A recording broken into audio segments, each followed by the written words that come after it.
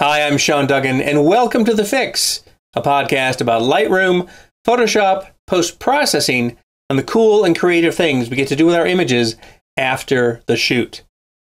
On this week's show, my guest is photographer, author, and photo educator Brian Matiash, and we're going to be talking about something that's not really related to post-processing per se, although certainly post-processing can be a very important component of that.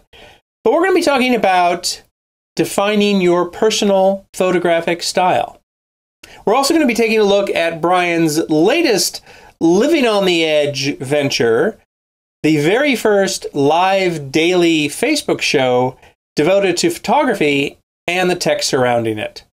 It's going to be a really interesting conversation, so stay with us.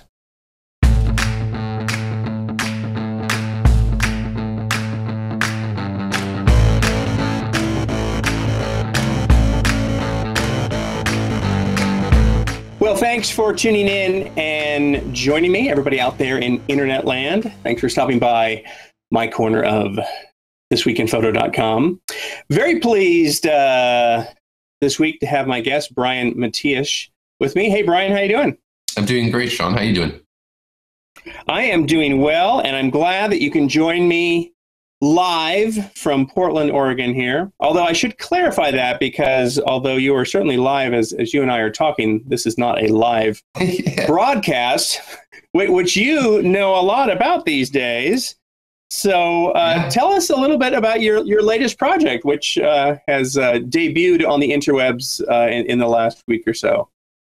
Sure. Well, and obviously, thank you so much, Sean, for having me on. It's always fun to kind of be part of these TWiP broadcasts. So, so basically, I've been kind of going heads down, like full speed ahead with building what's called a photo show on Facebook Live. So, Facebook Live is not necessarily a terribly new platform. It's been around for at least 6 months, but for the most part, you were limited to broadcasting from your phone. And then a couple weeks ago at Facebook's F8 conference, they opened up Facebook Live to other kind of third parties. They opened up their API. And so I did some quick and dirty research of how can I broadcast a higher quality, show using my Sony A7 cameras and, graphics and stuff, as opposed to just kind of like staring at my phone type of thing. Right. So yeah, I mean, it's been an adventure. I've done 5 episodes so far, 5 daily episodes, and it's live kind of like this. And then, it's Facebook records it and then keeps the archive in posterity so you can watch it after.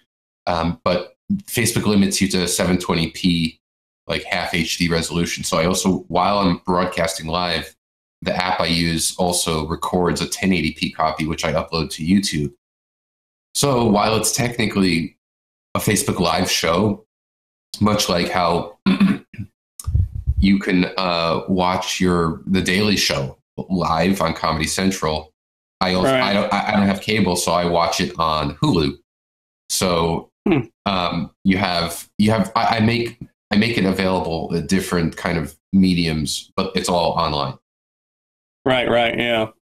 And it's been a learning experience. I'm sure it has. And, I've caught, I think, 3 of the episodes, and I've seen how your camera setup has evolved. Now you're doing 2 cameras, which is really great, Right. and that provides, a little bit more visually dynamic show. And also, as you pointed out on one, you can actually use that one camera to do close-ups of gear if you want to show something, which worked out really well. Right. But the other kind of cool thing that's nice is that it allows you to actually play other videos within the show, and it seems to do that pretty well and pretty seamlessly. Yep, exactly. So that was so finding new content when it's just you. Remember, it's just me, no one else. Right. It's hard, but it becomes a little bit easier when you could supplement it with other videos. So I've tried a few different things, and I've realized the things that work and things that don't work. So the very first episode, I brought up another live stream. It was a cached live stream, so it was buffering, and I played that to show people what other people are doing. And in those situations, the software can't handle it. So there was a lag with my audio. So that's right. Let's try to remove the buffered play, and let's play a local video. So that required me to figure out how to download, say, YouTube videos. Full credit, it's still the other person's video, but with the local video, if I played that, as you saw, Sean, that plays fine. So it takes, as long as I can get the videos locally, which is kind of another, I guess, step in the process, I can add that much more production value to the show. Right. And so you're just, this is kind of geeking out on some of the technical details of this. Right. It's all in the purview of the theme of TheFIX, which is all about post-processing and production, although, we're kind of verging into, your video workflow here. But so you're using a different app to record from your Sony cameras. That's sending the stream to your Mac. And then from there, it's piping it to Facebook. Is that it?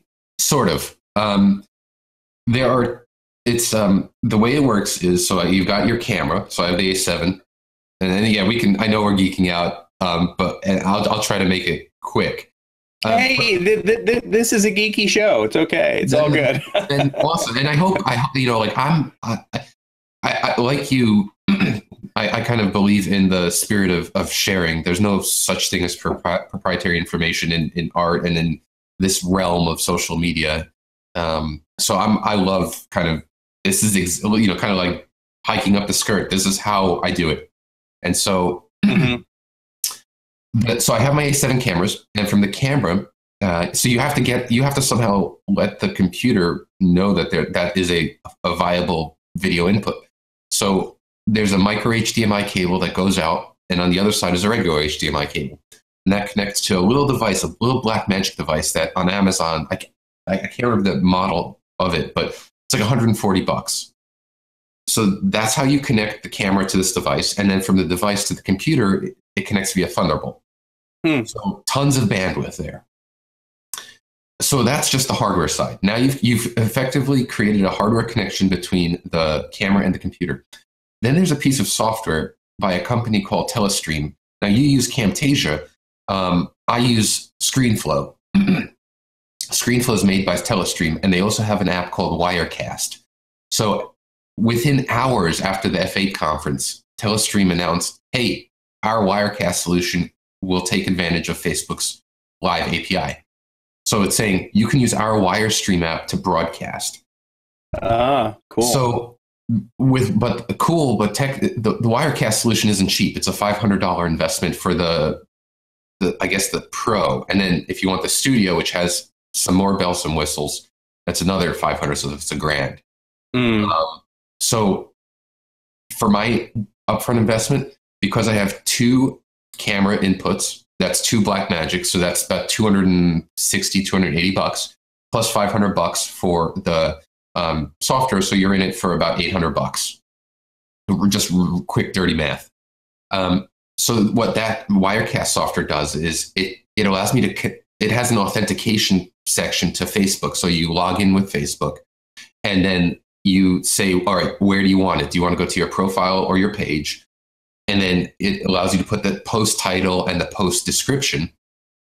And it also allows you to specify a local recording. So kind of like what you're doing, where as I'm streaming, I'm also recording a 1080p copy locally. Right. Within this app. And within this app, that's where you build your show. So you're assigning the video inputs. You're saying, all right, import this offline video clip, import these graphics. So in terms of creativity, if we want to bring it back to TheFIX, one of the things that I am trying to get better at every day is making better graphics. So like the Daily Show, all those little kind of graphical interstitials that come up, that's a designer that's, kind of doing a quick and dirty, mask and, backgrounds, and they're using a lot of stock photos and stuff. So, right. So for me, that's a huge learning curve because unlike my wife, who is is so lucky to have a great sense of design in addition to her photography. I don't have that. So yeah. So yeah, it's been a trip, Sean. Well, the graphics that you referred to, like, that would pop up on a news show off to the side of the presenter's, head there. Yeah. Yeah. I was really impressed with how those looked, and they looked really nice, and definitely added something to the show. And I thought, wow, it's really cool that you're able to put all that together. So that's with the Telestream Wirecast software. Wirecast, yeah. Yeah, okay. Yeah. That's that. So the two components I would say that most people don't have, they probably have. Well, they more likely not have a camera. The camera has to have HDMI out.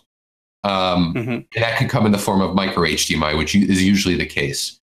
That, and then they need that Blackmagic streaming capture card or device.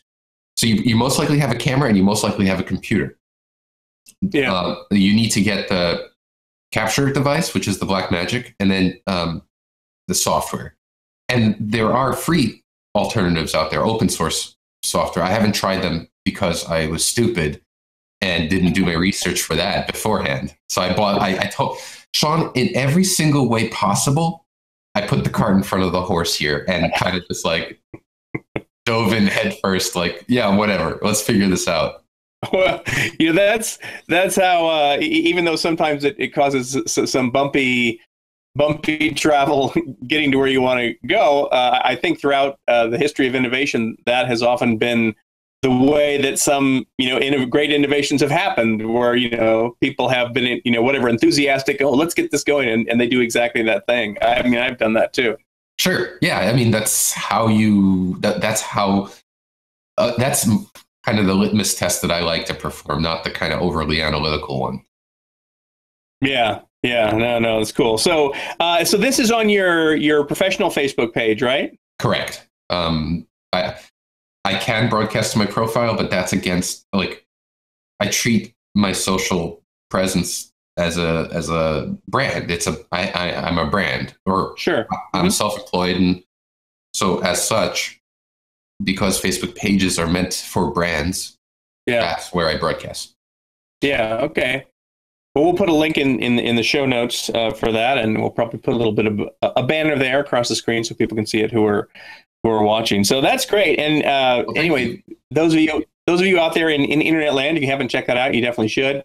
I must say that as somebody who kind of has the reins of a weekly pre-recorded podcast here at TheFIX, that weekly schedule is, kind of just about right for me to keep track of. And I can't even imagine taking on a daily show like you're attempting to do. So kudos to you. What's the proper response? Like something like "beware what you wish for" or something like that. Like there's got to be some sort of ancient proverb that I can quote, but it has been that's why I didn't put the word daily in the title. I just call it the photo show because it's hard, Sean. It's hard. And it's not like I'm not trying to, woe is me, like poor Brian, but no. I guarantee, I'm sure you, and I hope everyone out there can empathize with, but like anything you do, you want to do it well, right? Yeah, definitely.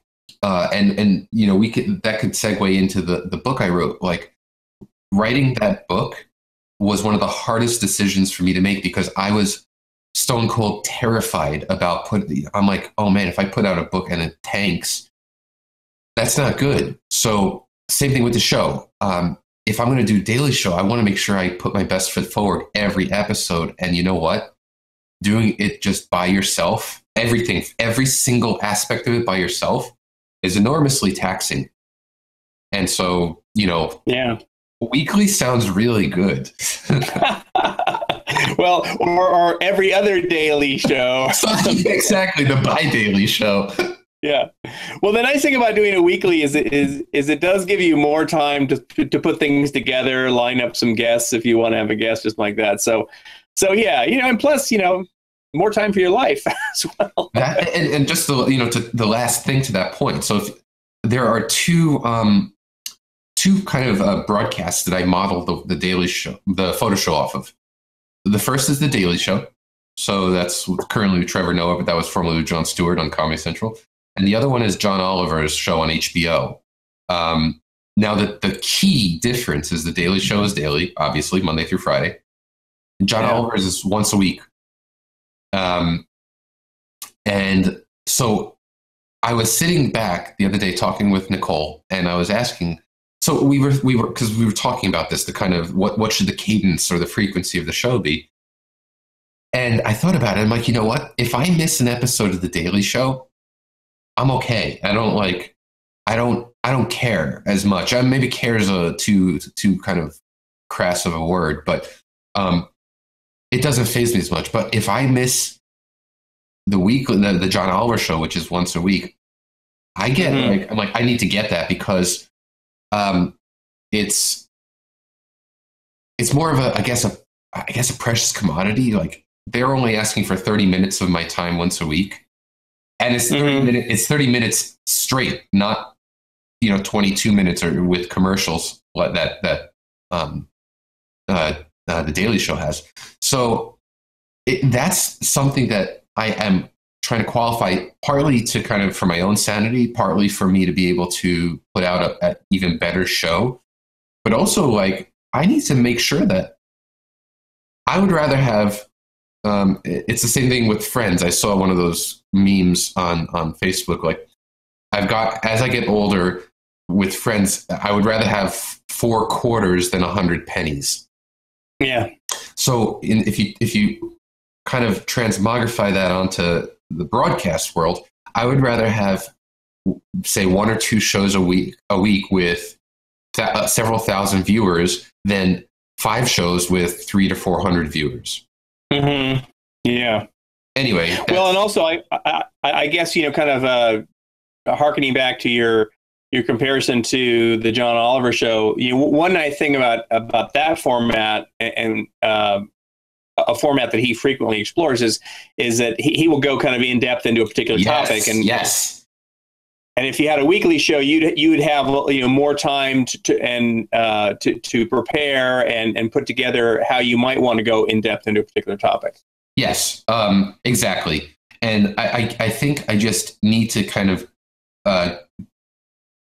absolve myself, not to be too sanctimonious, but like, because like there's this kind of first mover advantage. So the whole reason why I started this is because of that first mover advantage. And that happens for anyone who's kind of social savvy. That always happens to those people where if there's a new platform or a new social network like Ello, God, like people flock with their flags. It's like that scene in Far and Away, I think the movie with Tom Cruise and Nicole Kidman. And the land rush, right? Exactly. Like there are other horses with their stakes. Yeah. And everyone's like pushing each other over, trying to outdo each other, try to do something like without necessarily considering the ramifications. They just need to do it. So I was no different. I was very bold in saying this is the first Facebook Live daily show.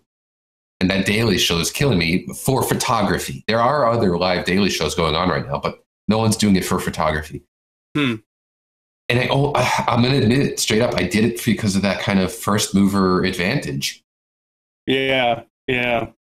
Well, it'll evolve as you find your stride with it, and you'll find a pace and a format that works well for you and that the viewers like, and I'm sure. I mean, it's off to a good start, and I'm sure it'll settle in and find a good balance. Well, thanks. I mean, I appreciate that. I really do, Sean. Cool. Well, listen, let's segue over to another topic, which is sort of like the main topic that I had initially contacted you about, and this was actually before you went live with your live show. Right. So I didn't know about that when I first contacted you, but I first contacted you. I didn't either. You didn't. Okay, wow, you were that bleeding edge, huh? Sean, it was like within the day once I figured out everything, I placed my Amazon order. But go ahead, it was literally Oh wow. 0 day. I did not aware that. I thought you were just being cagey and like not like, revealing what you were doing until it went live. As soon as I said it several times, this is laboratory science. I am flying by the seat of my pants here. All right. Well, all the more admirable and courageous of you. Thank you. But go ahead. I'm sorry. I keep interrupting you. No, it's okay. So anyway, you have a book out from Rocky Nook Press called The Visual Palette, Defining Your Creative Style. Your photo. I had to look back. I have the book right behind me. Defining Your Photographic Style. Defining Your Photographic Style. There we go. Okay. I was close here. I have it open here to the table of contents on the webpage here, but it wasn't showing the title. Oh, there it is. Yeah, Defining Your Photographic Style, which is a title that I found really interesting because that's definitely something that I am concerned with and interested in. It's something that I teach in some of my workshops. I have a workshop actually that I'm teaching at the main media workshops this summer. Nice. And I taught the same workshop. Yeah, I taught the same workshop last year, and it's a similar thematic concern. It's called Creative Seeing, Refining Your Photographic Vision. So like right in line, with probably a lot of the stuff that you're covering there. Totally. But what was the and actually before I get into that, let me just tell everybody out there that we are going to be giving away a copy of Brian's book on this episode. Not necessarily on this episode as it airs, but you'll be able to enter on this episode page at thisweekinphoto.com/TheFIX. I'll give you more details about that at the end of the show, but just realize that you'll be able to, somebody will win a free copy of that from Rocky Nook. Woohoo! Woohoo! Hey, freebies. We love them. Absolutely. So anyway, especially cool book freebies. What was it that led you, that kind of sparked the idea to sit down and write a book about this topic? So I kind of referenced just a few minutes ago kind of my sheer terror and like apprehension about writing a book, because one, just the sheer volume of books, photography books, not like coffee table books, not like a necessarily like an Annie Leibovitz book or kind of a Jay Maisel book, but like a book on creativity type of thing. There's no shortage of them.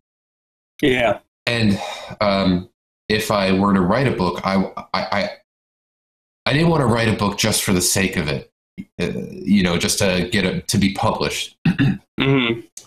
So it was, Scott, my friend Scott Cowan, who's, leads up marketing and publishing at Rocky Nook.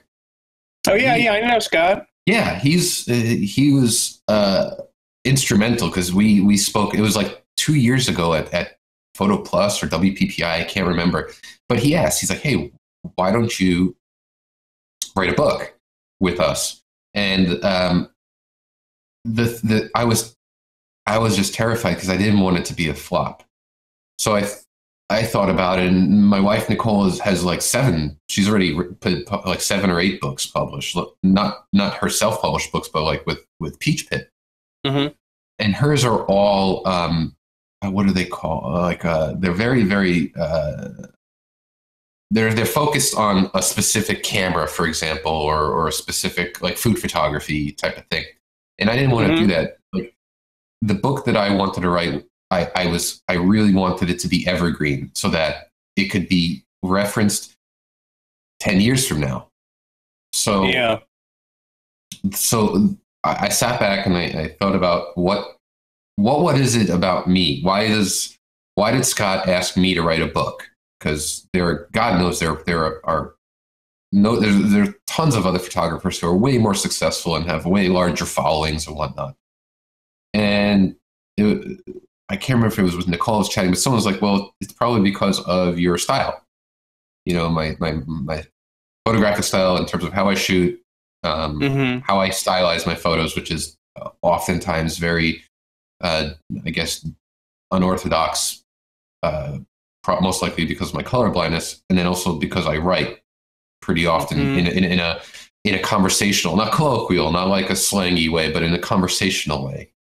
So I was like, oh, well, there it is. I'm going to write a book about helping others find their creativity, because that's, I think, the one thing that, if everyone here has a camera, then how does it separate us?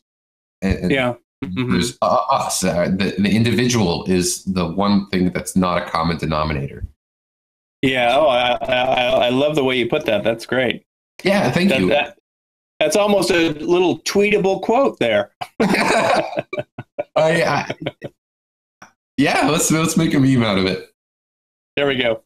But you know, the thing is that you know, I don't want to say everybody has a camera these days. Nearly everybody has a camera these days, whether it's you know, a more conventional camera, you know, an SLR, a compact camera, mirrorless, or even if it's just their phone. And you know, we all have access to image processing programs, from very inexpensive apps on our phone or tablet device, all the way up to, you know, more full-featured programs like Photoshop, Lightroom, and some of the plugins that are available for those, you know, processing ecosystems. But, you know, one of the things that I see over and over again when I teach workshops is that there's oftentimes that hurdle that people face in terms of translating, you know, what they're photographing into something a little bit more personal and maybe more meaningful to them, something that feels really more that's something that's theirs and not just a picture their camera made. Exactly. Because the cameras are so good these days, and you know, with a modest amount of time investment in learning the basic principles of how things like aperture and shutter speed work together to affect the shot, et cetera, you know, it's not hard to come up with a well-exposed picture, but it's taking it beyond that into that realm of like pinning it down and finding your groove, your visual style. That really, that's where it starts to become really satisfying, I think, on a personal level. Absolutely agreed on every single count, and that's the I looked at that. I'm like, so okay, everything you said is 100% true. This is something that people need to pursue. So how do you lay it out in a book? Mm-hmm. So I broke the book down into three primary pillars. There's, in terms of areas in which a photographer can invoke their own sense of creativity, their individuality. So you've got the composition, you've got the stylization, and then you've got the method of sharing, how you share it. And that, you know, I kind of, instead of necessarily telling people what they should do, I share through example. This is how I have done things. And this is why I've done it this way, type of thing. So the one kind of quote that I kind of, if I ever, you know, I'll let the historians decide, but if there's ever a quote that I can ever be known for that I wrote in there, is like, you know, until it's been photographed by me, it hasn't been photographed. Oh, that's nice. Yeah, and I want people to understand very, very clearly, this is not, that's nothing to be egotistical or like, it's something that, an ethos that I think every single person, because that's what, if you adopt that philosophy, then you can go, if you've never photographed the Brooklyn Bridge, which has been photographed 1 trillion times by 1 trillion people, then you can go, you know, you haven't photographed it, so you go create that photo the way you want. Right, yeah, definitely.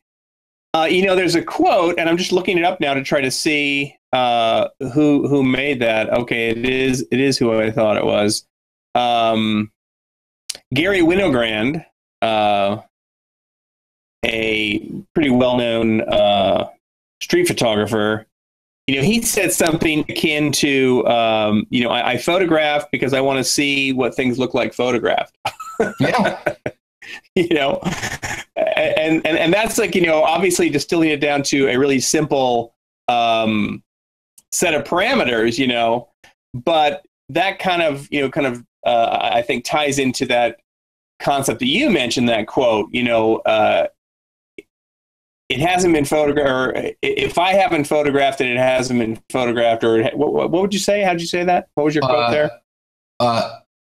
Until I've photographed, it hasn't been photographed until here it is. I just actually, until it's been photographed by me, it hasn't been photographed.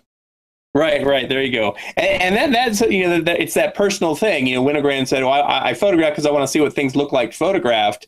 But obviously, it's photographed by him. And it's that personal connection that I think really makes it more meaningful for people, to develop that personal style or find a personal style. Yeah, exactly. And kind of to riff off of that quote. So every chapter of the book, I tried to find a quote that by a photographer or someone that reflects the topic of the chapter. And for chapter 3, which is called "Looking to See," I have a quote by Dorothea Lange, and it says, "The camera is an instrument that teaches people how to see without a camera." Oh yeah, that's a great one. Yeah, so I think those two quotes really work well together. Mm-hmm. While we're on quotes, I have to share this one with you, which you may already be familiar with because it's a pretty well-known quote. But one of the things that I found along the way in kind of figuring out what my own personal vision was that I'm really interested in photographs that can be a metaphor for something else. Mm-hmm. Be a visually represent some sort of a concept that might be kind of hard to represent visually, but through whatever analogy and metaphor, you can suggest that. So Minor White said that one should not only photograph things for what they are, but also for what else they are. And I love that because, it's like, you can photograph a scene or a subject or whatever, and maybe because of the way you photograph it or just the way it's arranged, it can suggest to people other ideas and other concepts. And that, for me, bringing it back to kind of personal style, that was sort of a key thing. Once I recognized that was something I was always coming back to, that really helped inform me as I went forward with future photographs. Yep, totally. It's kind of like a photo can be greater than the sum of its parts, based on how you choose to arrange it, and also choose to how you choose to act on it once it's on your computer or your phone. You can make fundamental changes to a photo during post-processing that can lend itself to what your individual style should look like. Right, and then the speaking of the post-processing, that's the part of the book that is the stylization chapter. Correct. Post-processing and stylization, right. Yeah. And I also really like the fact that you have the kind of like the third pillar that you've kind of identified is the sharing. Right. And I think that's not something you would see in, obviously older titles concerned with that topic, because, sharing photographs is really something that's mainly kind of come up in the last 8 to 10 years in terms of, the sort of daily sharing them online. Yes. Yeah. And that was a difficult section or, pillar to tackle because, again, going back to wanting it to be evergreen, I really didn't want to focus on any one particular platform or anything like that, because who knows? But that whole section stems from a quote, and I don't know what happened. I've looked up and down the internet to see who it was attributed to or what the specific quote was, but the general gist of the quote was, "The only bad photo is the one that is never shared." And take that for, if I could be, what's the word? Paraphrasing that, because I don't remember who said it or what the specific quote was, but there's a lot of validity to that. So if you're going to share a photo, well, you could share it the minimal effort way, where you just upload it and hit share and put nothing with it or what camera and lens used. Or you could take some time and share a piece of yourself with it, and that's since day one when I first started my blog. That's how I shared. I didn't just share the photo. I wanted to share, even if it's 2 or 3 lines, but just give a piece of myself with it. Mm-hmm. And so that's actually the shortest of all the 3 kind of main sections of the book. That's the shortest one because I didn't want to be too prescriptive. Mm-hmm. I wanted to put it in people's minds, like, engage with, your local community type of thing, or like do a photo walk, or there are many ways to kind of get yourself out there and get your work out there. But if you're going to just share the same way that everyone else is going to share, then you are already in the abyss. Right. Yeah. Because there's so much of it going on that way. Right. And I understand that there is in that case, there is a kind of I don't know if barrier to entry is the right word, but not everyone necessarily is comfortable writing. Yeah. Mm-hmm. But that's not an excuse. Like, not to say that you on one hand, okay, if you want to express yourself with the written word, then use like Grammarly.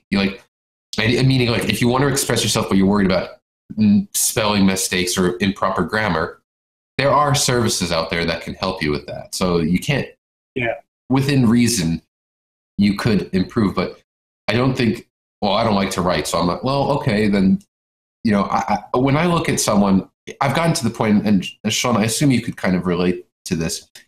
I've seen so many photos online, and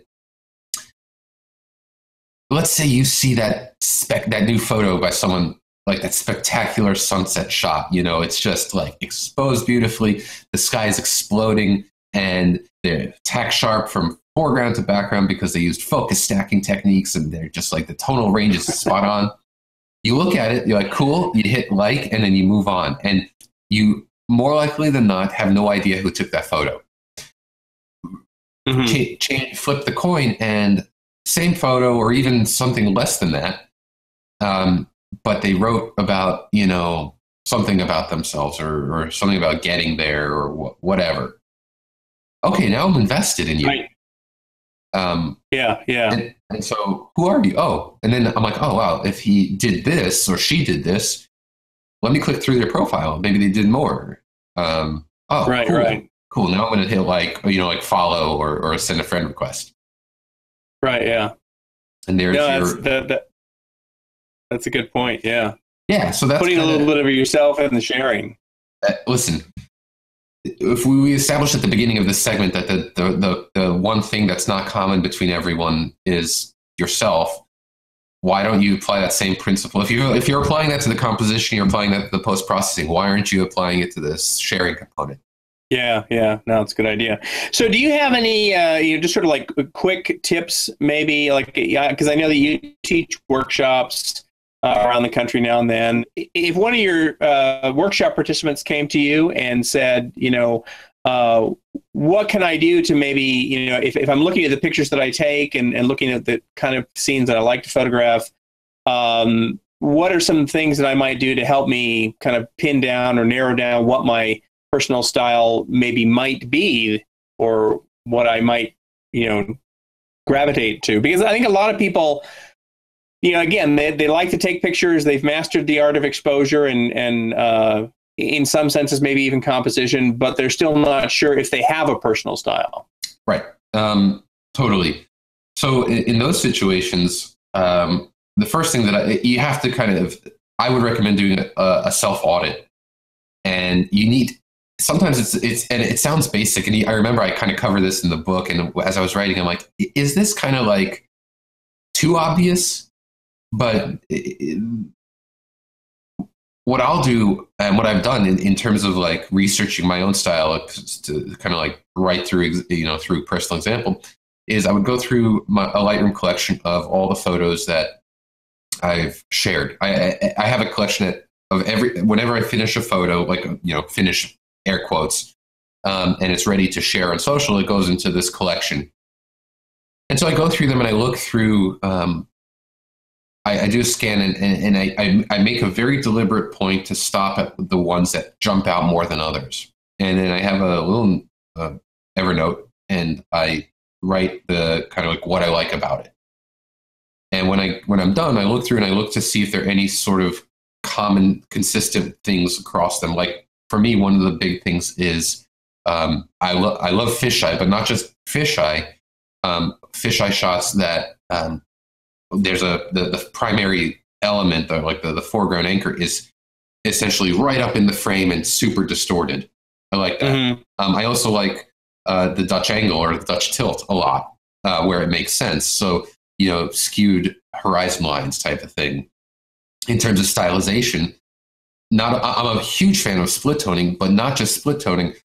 There are specific color combinations that I am very fond of based on, so if it's a slight long exposure of a brook or a waterfall and I apply split toning, I find that I'm using a certain color combination for highlights and shadows as opposed to, say, an urbex shot, like a grungy HDR shot, and I'll use a different color combination.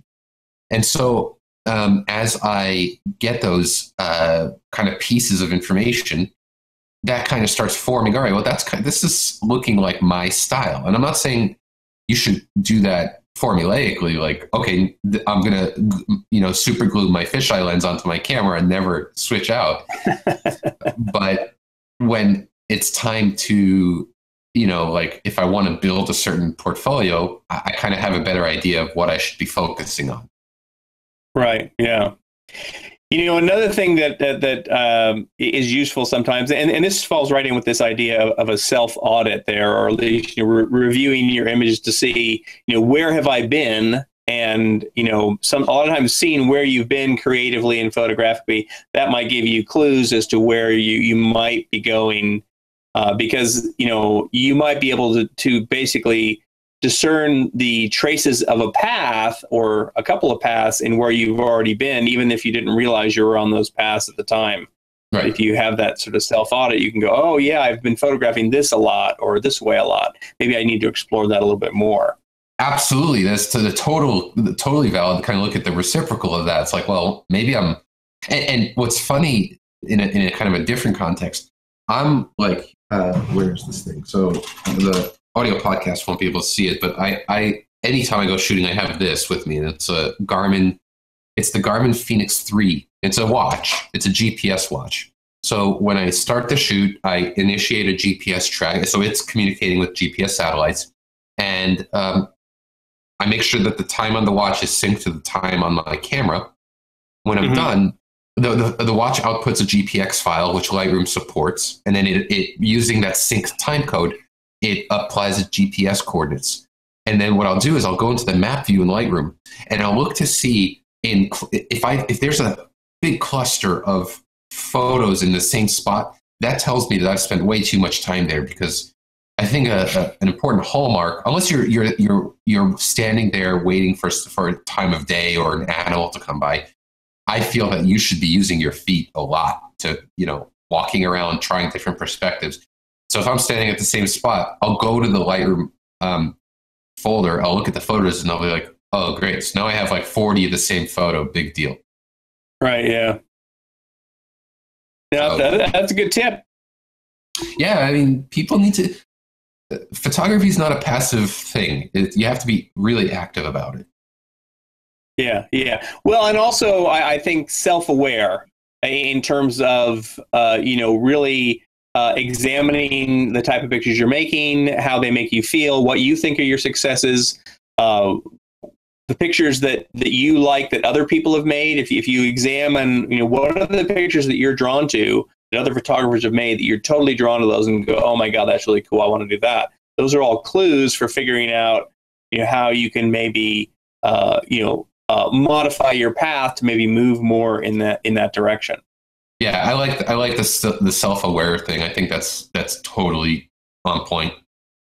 I was having a conversation with John Paul Caponegro a few years back, and we were talking, about this sort of similar thing. And he said that what he likes to do and what he sometimes suggests for people to do is kind of do a word association, but with your photographs, where you write down maybe certain words that come to mind when you're looking at your photographs, and that might help you kind of dial into maybe thematically or emotionally what those photographs are about to you and what they mean to you.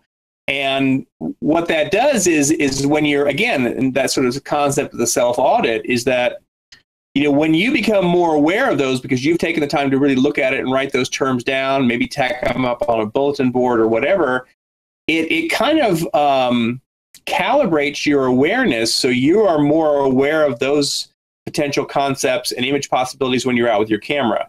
You already kind of identified them, and so if they pop up, you go, oh, yeah, that's that picture. I couldn't agree more. And as you were saying that, I thought about, I'm like, oh man, why I should have been.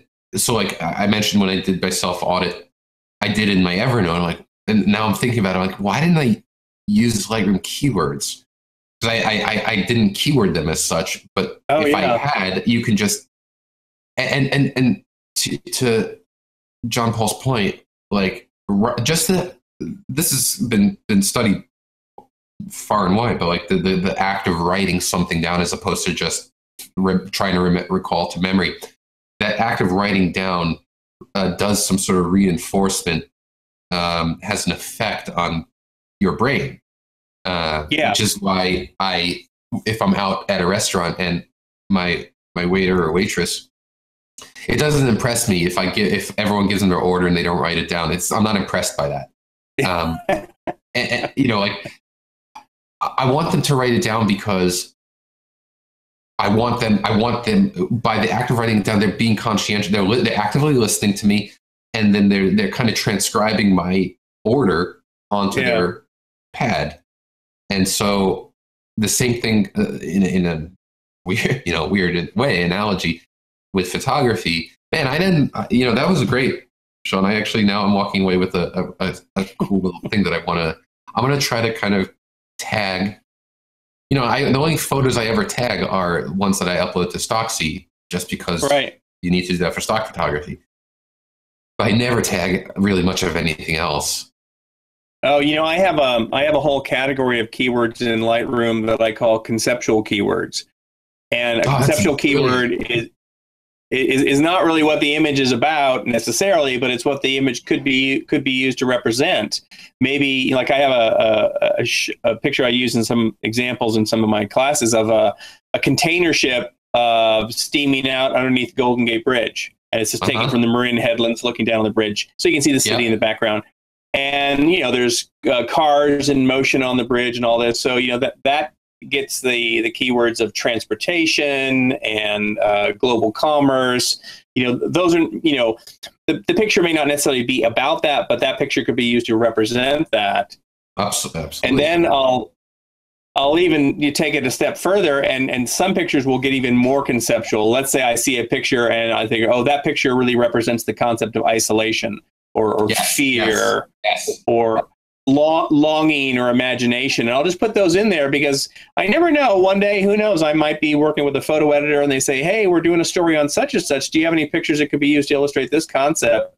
If I've already keyworded them with those conceptual keywords, I can just tap that in and, oh, here's, whatever, 40 pictures that, fit in with this, Yeah, I'll never, like when I worked at Google, when I worked at On One before Google, I did a lot of stuff with Seth Resnick, and Seth has this. He has a whole, like, he's really, really invested with Lightroom keywords, and I know he sells these keyword packs that you can ingest into Lightroom. I'm familiar with those. They're pretty amazing. Yeah, they are in depth. But I remember him talking about specifically keywords, and he was saying how he remembers using the keyword ecotourism with a photo. I don't remember what the photo was, but ecotourism, this was before it became kind of the, a fad, or not the fad, but it became popular. Like, before it was on the cover of Nat Geo Traveler magazine type of thing. Before it had a word. Exactly. And so, you know, that kind of thing is like, you're totally right. The kind of abstract concepts, and you don't necessarily, I wouldn't say that everyone, you know, you should go like, you know, too cerebral on it. But I do think if you look at a photo and do that kind of exercise of like, what 3 words jump at you right away when you look at it, I think it's worth capturing. And even if you feel like an idiot doing so, because I do, you know, sometimes I think too much about what I must look like to the fly on the wall. And that's ego, which I hate. I'm telling you, if there was a pill that I would love to take a pill to kill my ego, because I would love. You need a fly swatter for that fly. Oh my God. I need like one of those mega sonic, like just like annihilate the fly, you know, so there's no sequel. There's no possible sequel to The Fly 2 coming back. Right. Wow, cool. Well, I know from what we talked about so far, we could just go on and on and on and on and on about this, but I know you've got places to be and I've got places to be. So I'm going to get to the book giveaway details in just a minute here. But it's been a great conversation so far. I've really enjoyed it. So thanks for stopping by for that. Thank you. This is definitely one of my favorite like conversations I've had about the topic. Oh, cool. Thanks. So where can people find you out on the interwebs?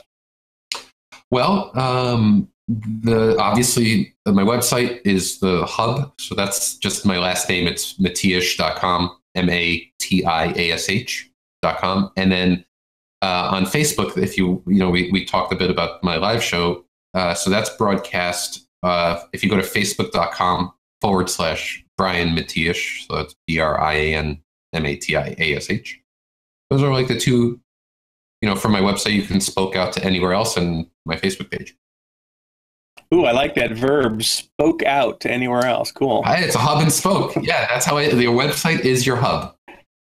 There you go. No, a new little bit of linguistic flair that I can add into my speech. Thank you very much. Bring it on.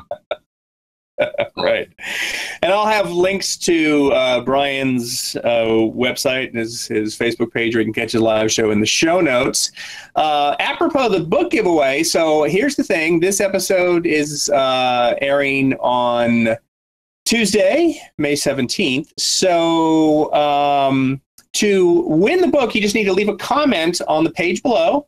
And again, that's going to be at thisweekinphoto.com/TheFIX. Find the page for episode 66 for Brian's show and leave a comment. Tell us a sentence or so about, what do you think your personal style is, or what do you want it to be? And also, if you feel that, you want to share with us, how you might have found what your personal style was, you can do that. Any of the above, it doesn't have to be anything major. And, if you're moved to share a photograph, that's cool too. And we will select a winner and have Rocky Nook send you a copy of Brian's book. You got 2 weeks to do this. So I will close the entries on Tuesday, May 31st. So one lucky person out there in internet land will win a copy of that excellent book. Sound like a deal, Brian? Sounds like a deal. Just get ready for some summer reading. Summer reading, yeah, cool. Yeah, and summer inspiration, too. Yeah. All right, cool. All right, well, thanks for stopping by, Brian, again. I do appreciate it, and maybe we'll catch up again sometime and discuss something else on The Fix. Thank you so much, Sean. I would love to. It'd be a great opportunity. All right, cool. Take care. You too. Well, that wraps up another episode of The Fix. Hey, if you are viewing or listening to the podcast on our website, thisweekinphoto.com/TheFIX, please subscribe to the show by using the box over on the right side of the page. You can also sign up for our email list to be notified when new episodes are published and also to get exclusive subscriber bonuses. If you have any comments, feedback, or suggestions for what to cover on future episodes of The Fix, you can get in touch with me directly by using our contact form. just go up to the top of the page and click on the Contact Us menu item. And when that little contact form opens up, make sure you open up the menu in the middle there to specify which show you are providing feedback for. And of course, for the show, that would be TheFIX. I'm Sean Duggan. Thanks very much for watching. Catch you next week on TheFIX.